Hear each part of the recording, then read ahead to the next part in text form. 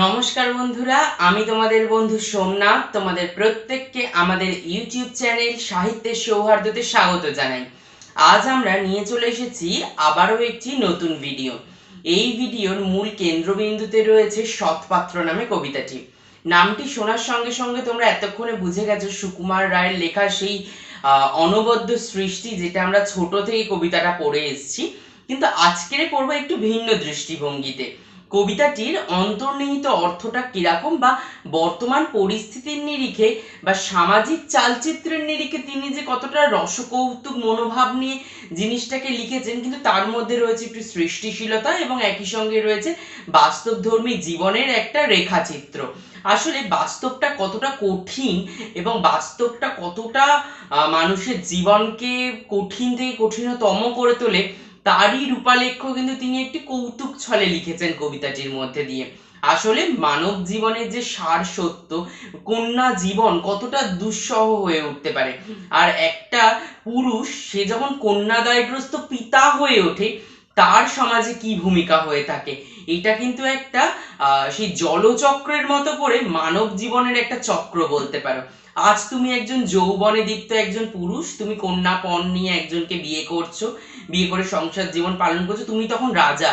তোমার শ্বশুর মশাই যে যাকে তুমি বিয়ে করছো তার বাবা, সে টাকা দিতে গিয়ে তোমাকে পণ দিতে গিয়ে তিনি যে কিভাবে বিপর্যস্ত হচ্ছে তুমি একবার ভেবেও দেখছো না। কিন্তু জীবনের এমন একটা স্টেজ আসবে যখন দেখা যাবে যে তুমি একজন কন্যাদায়গ্রস্ত পিতা হয়ে উঠেছো, তোমাকে তখন পণ দিতে হবে অন্য একটি পুরুষকে। তখন তোমার সেই পিতৃসুলভ সত্তাটার কিন্তু একটা জাগরণ ঘটানো, সেই জাগরণকারী ঘটনার মনোবৃত্তিটা যে পর্যায়ে গিয়ে ঘটছে, তখন হয়তো তোমার করা ভুলটার একটা মানে অনেকটা সময় পেরিয়ে গেছে, তুমি কিন্তু তখন আর সেটা শুধরে নিতে পারো না। তাই জন্যই কবি চোখে আঙুল দিয়ে দেখিয়ে দিচ্ছেন, সময় থাকতে থাকতে নিজের ভুলের প্রায়শ্চিত্ত করো। যখন তুমি সময় পেয়েছিলে ঠিক সেই মুহূর্তে তুমি কিভাবে সেটাকে অবহেলায় কাটিয়েছো, বা তুমি তার একটা খারাপ ব্যবহার, মিস ইউজ যাকে ইংরেজিতে বলা হয়, করেছো, সেটাই কিন্তু কবি দেখিয়ে দিলেন, যাতে সেইটা আর করতে না হয় তার জন্যই কিন্তু কবির এই দৃষ্টিভঙ্গি। একই সঙ্গে আমাদের এই পুরুষতান্ত্রিক সমাজ ব্যবস্থায় ছেলেদেরকে যেভাবে মানে একটা সোনার আংটি বাঁকা, এই একটা কথা প্রচলিত রয়েছে না, সেই রকম ভাবে দেখা হয়। হ্যাঁ, বাঁকা তো বাঁকাই, সে সোনা হোক রূপো হোক তামা হোক, এইটাকে মেনে নিতে হবে। এই সমাজের চোখে আঙুল দিয়ে কবি কিন্তু সেটাই দেখানোর চেষ্টা করছেন। মোট কথা, যেটা খারাপ সেটা খারাপ, তার ওই সোনা বলে সে একটা বিরাট কিছু আর সেটা তামা বলে তার কোনো মূল্য নেই, এটা হতে পারে না। যে কোনো ধাতব মূল্য মাত্রই তার সৌকর্ষতা, তার গুণমান সবকিছু নির্ধারণ করে। মূল্যের ওপর সবসময় বিচার করাটা উচিত নয়। মূল্যের ওপর যদি আমরা সবসময় বিচার করি তাহলে কি হবে, একটা সময় গিয়ে কোনো না কোনো ভাবে ঠকতে হবে। তাই জন্য যেটা তোমার কাম্য, যেটুকু দিয়ে তুমি এগোতে পারবে, সেইটুকু বিষয়কে নিয়েই কিন্তু তোমার তত্ত্বাবধান করা অনেকটা বেশি গ্রহণযোগ্য বলেই মনে করা যেতে পারে। এবার আসি আমার কবিতা প্রসঙ্গে আলোচনা। কবিতা নিয়ে কবি কি বলছেন দেখো, বলছে, শুনতে পেলুম পোস্তা গিয়ে তোমার নাকি মেয়ে বিয়ে। আচ্ছা, পোস্তা, এই পোস্তা শব্দটি এলো কোথা থেকে? পোস্তা শব্দটি জেনে রাখো যে এটা বড়বাজার এলাকার একটি আহ, জায়গা, যেখানে তোমার ওই তোমার হরেক মাল দরে যে সবাই কিনে আনে না, অনেকটা জিনিসপত্র একসঙ্গে কিনে আনলো, এনে যে যার দোকানে সেই জিনিসগুলো বিক্রি করলো আর কি। হোলসেল মার্কেট যাকে বলি, হোলসেলে কিনে আনা, সেই রকম একটা জায়গা হচ্ছে পোস্তা। এই প্রসঙ্গে একটা তথ্য আর কি জানিয়ে রাখি তোমাদের। আমার খুব স্মৃতিচারণ হয় এই ঘটনাটা পড়াতে গেলেই। যখনই আমি পড়াই সবাইকে আমি আমার একজন স্যারের কথা বলি। তিনি হচ্ছেন আমাদের খুব প্রিয় কলকাতা বিশ্ববিদ্যালয়ের একজন অধ্যাপক, উনি অতিথি অধ্যাপক, কাব্য কবিতার স্পেশালিস্ট, শাওন স্যার। তিনি এই তথ্যটা আমাদের দিয়েছিলেন। আমি এত বই পড়েছি কিন্তু কোনো বইতেই পোস্তা শব্দটির মানে ব্যাখ্যা বা পোস্তা জায়গাটা কোথায় এটা কিন্তু জানতাম না। এটা স্যারের মুখ থেকেই আমার শোনা এবং আমি তোমাদের সাথে শেয়ার করছি, কারণ এটা আমি নিজে স্যারের থেকে শুনে ভীষণভাবে উপকৃত হয়েছি। কারণ এই ঘটনাটা সাধারণত আমি কোথাও পড়ে পাইনি। পোস্তা তো পোস্তাই লেখা, পোস্তা জায়গাটা কোথায় সেটার কিন্তু কোনো রকম উল্লেখ আমি পাইনি। যাই হোক, সেই পোস্তায় গিয়ে একটা কি হচ্ছে না, মেয়ের বিয়ের একটা খবর শুনতে পাচ্ছে। তার মানে কি, একটা দেখো সমাজ ব্যবস্থায় মেয়েদের জায়গা কোথায়? বাজারে। বাজারে কি হয়? জিনিসপত্র কেনাকাটি হয়। তাহলে মেয়েরা কি পণ্য? যে কেনাকাটার জায়গায় মেয়েদের নিয়ে আলোচনা, দাম দর করবার মতো, তার বিয়ের কথা তোলা, সেটা কি উপযুক্ত জায়গা? উপযুক্ত জায়গা কিন্তু নয়। কিন্তু আমাদের সমাজ কোন জায়গায় মেয়েদের নামিয়ে এনেছে ভাবতে পারো? যেখানে গিয়ে এইরকম ভাবে একটা মেয়ের জীবনকে একটা ধূলিসাৎ করবার মতো অবস্থায় রয়েছে। কি খারাপ অবস্থা, তাই না? আমি সেটাই ভাবলাম যে মেয়েদেরকে কোথায় টেনে নামানো হচ্ছে। যে পোস্তায় গিয়ে তোমার মেয়ের বিয়ে সম্পর্কে জানতে পারছি, গঙ্গারামকে পাত্র পেলে জানতে চাও সে কেমন ছেলে। তাহলে সে গঙ্গারামকে পাত্র হিসাবে পেতে চেয়েছে, আসলে এই গঙ্গারাম কে, তার পরিচয় কি, সেটা এখনো খোঁজ খবর নিয়ে জানোনি? তার খোঁজ খবরই দেওয়া হবে। মন্দ নয়, সে পাত্র ভালো, রং যদিও বেজায় কালো। আমাদের সমাজে মেয়েদের গায়ের রং যদি কালো হয় বিয়ে হওয়াতে বিশাল মুশকিল। মেয়ের গায়ের রং কালো তাহলে বিয়ে করা যাবে না, কিন্তু ছেলের গায়ের রং কালো, কেউ কিন্তু কখনো তা নিয়ে কিন্তু প্রশ্ন তুলবে না যে ছেলের গায়ের রং কালো। ছেলের গায়ের রং তো কালো হয়েছে তো কি, যে ছেলে তো, এখানেই যেন 7 গুণ মাপ হয়ে গেল। তো রংটা খুব কালো, আর তার উপরে মুখের গড়ন অনেকটা ঠিক পেঁচার মতন। এ প্রসঙ্গে ভাবো, আমাদের সমাজ ব্যবস্থায় মেয়েদের মুখশ্রী হতে হবে একেবারে লক্ষ্মীর মতো। লক্ষ্মীশ্রী গঠন কাঠামো তার মুখের মতো না হলে সে মেয়ে বাড়ির অলক্ষ্মী, তাকে বিয়ে করা যাবে না। কিন্তু স্বামী সেই লক্ষ্মীর বাহন, পেঁচার মতো দেখতে, কিন্তু সেই পাত্র কিন্তু গ্রহণযোগ্য। কিরকম দ্বিচারিতা না আমাদের সমাজে, তার কথাই কিন্তু বলছে।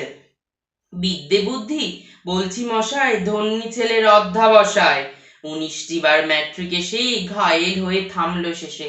মানে ছেলেটির দেখো, একটুখানি কৌতুক বশেই বলা হচ্ছে যে ছেলেটি 19 বার ম্যাট্রিক দিয়েছে তবুও পাশ করতে পারেনি, তাহলে কি অধ্যাবসায় বলুন।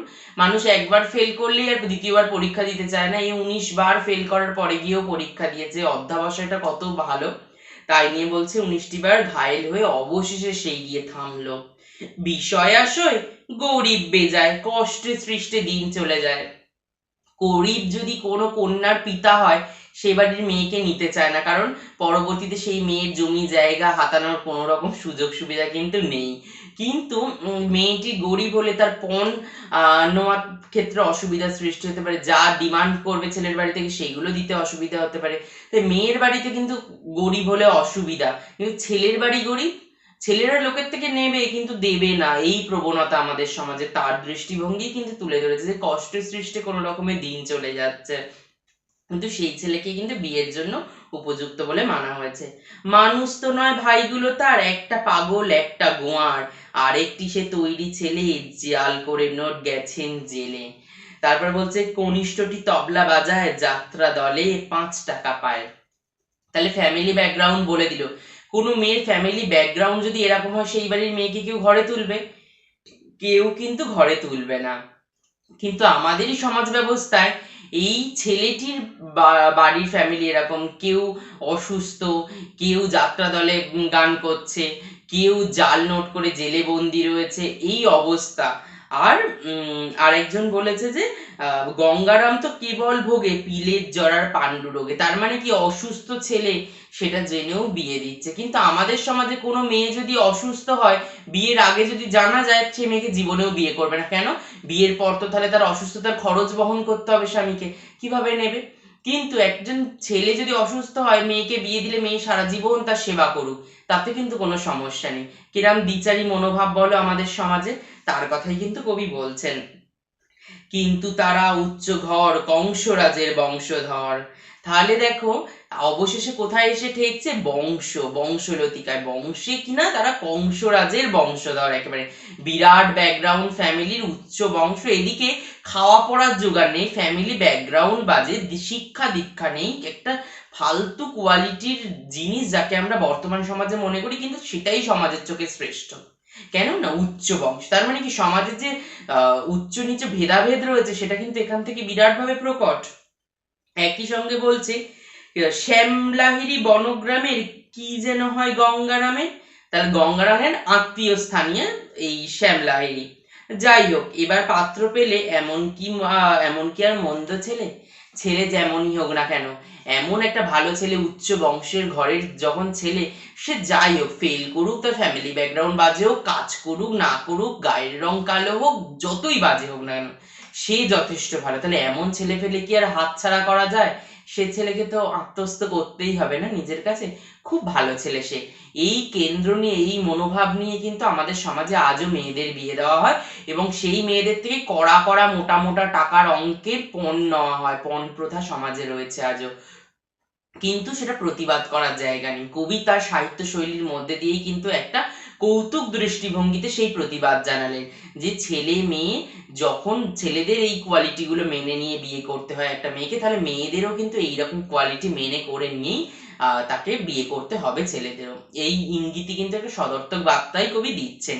তো ওই জন্য সৎপাত্র নামকরণ, যে ছেলের যা কিছু হচ্ছে সবকিছুই সৎভাবে প্রকাশ করা হচ্ছে। তাহলে পাত্র হিসেবে সে যতই সৎ দেখাক না কেন, তার নেগেটিভিটিতে ভরা একটা তির্যক কৌতুক মন্তব্যে সৎপাত্র নামকরণ করা, এটা কিন্তু মনে রাখবে।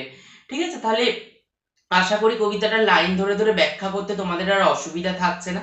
খুব সহজে তোমরা সেটা নিয়ে বুঝতে পারছো। আশা করি তোমাদের ভিডিওটা পেয়ে খুব উপকৃত হয়েছো এবং বন্ধুদের মধ্যে এটা ছড়িয়ে দাও, যাতে বন্ধুরাও এই ভিডিওটি পেয়ে ভীষণভাবে আপ্লুত হতে পারে এবং তারা নিজেদের কাজে এটা লাগাতে পারে।